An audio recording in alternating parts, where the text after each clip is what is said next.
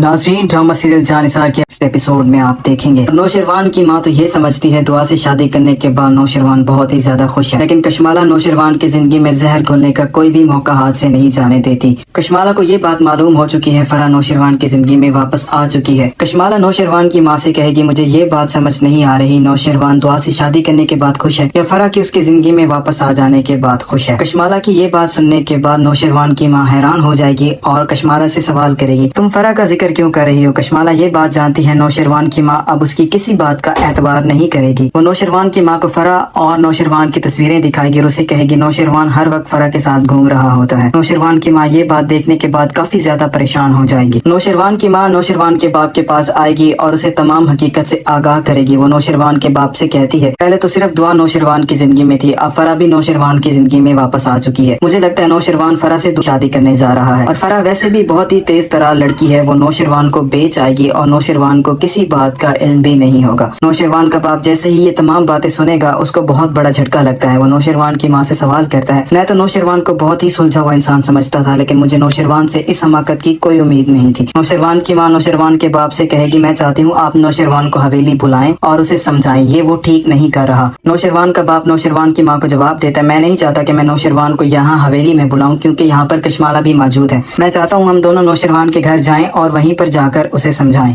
فرح کی پوری کوشش یہی ہے کسی نہ کسی طریقے سے وہ نوشروان کو حاصل کر لے اور دعا کو نوشروان کی زندگی سے نکال دے۔ اگر نوشروان فرح سے ملنے نہ جائے، نہ وہ میڈیسن کھاتی ہے اور نہ ہی وہ کھانا کھاتی ہے، اور نوشروان کو وہ دھمکی بھی دے چکی ہے اگر مجھے کچھ ہوا تو اس کے ذمہ دار تم ہوں گے۔ اور نوشروان عجیب کشمکش کا شکار ہو چکا ہے، اسے سمجھ نہیں آ رہا وہ دعا کے ساتھ ٹھیک کر رہا ہے یا نہیں۔ جب فرح کو نوشروان کو اپنے پاس بلانے کا کوئی اور بہانہ نظر نہیں آ رہا ہوگا، فرح ڈرامہ کرے گی اور گرنے کا ناٹک کرے گی، نوشروان کو بلائے گی اور اسے کہے گی اسے پاؤں پر بہت بڑی چوٹ لگ چکی ہے۔ نوشروان جب فرح سے ملنے جائے گا تو فرح اسے کہے گی اگر آج تم یہاں مجھے چھوڑ کر گئے تو میں کچھ بھی نہیں کھاؤں گی اور میں اپنے آپ کو بھی کچھ کر لوں گی۔ نوشروان مجبور ہو جائے گا اور وہیں دوسری طرف دعا نوشروان کا کھانے پر بڑی بے صبری کے ساتھ انتظار کر رہی ہوتی ہے، لیکن نوشروان کھانا کھانے گھر نہیں آئے گا۔ نوشروان رات دیر سے گھر پہنچا ہوتا ہے، دعا اس کا انتظار کرتے کرتے سو چکی ہوتی ہے۔ صبح دعا نوشروان سے سوال کرتی ہے آپ رات گھر لیٹ آئے ہیں، میں آپ کا کھانے پر انتظار کرتی رہی۔ نوشروان دعا سے جھوٹ بولے گا اور اسے کہے گا مجھ پر ذرا کام کا پریشر ہے۔ دعا نوشروان سے کہتی میں آپ کا کھانے پر رات انتظار کرتی رہی لیکن آپ کی کوئی خیر خبر نہیں تھی۔ نوشروان ایک مرتبہ پھر دعا سے جھوٹ بولے گا اور اسے بتائے گا میں نے کھانا اپنے دوستوں کے ساتھ کھا لیا تھا۔